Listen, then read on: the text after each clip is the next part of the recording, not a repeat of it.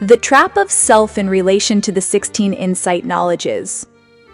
When people talk about anatta, not self, we often hear a very standard answer. There's no self, there's no me.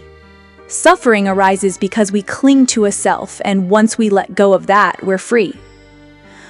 But in truth, understanding anatta is much deeper and subtler than simply memorizing the phrase, there's no self.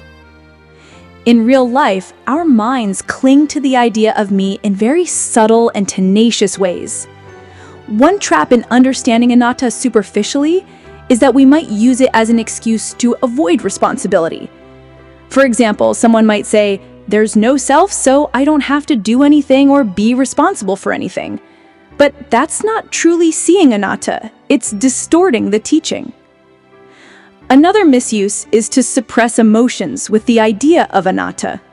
For instance, telling yourself, I shouldn't be angry because there's no me to be angry.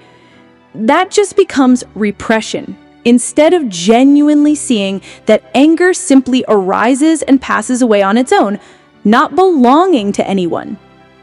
True understanding of anatta doesn't mean denying experience, but seeing it as it really is.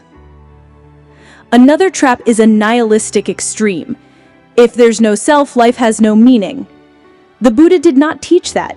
Seeing anatta doesn't mean rejecting all meaning or value. It's about recognizing that everything arises due to causes and conditions, with nothing entirely under anyone's control or truly belonging to us in a fixed way. This opens us to taking responsibility for causes and effects, without clinging or identification. Even subtler is the ego trap of pride in understanding anatta. I understand anatta, I'm better than others.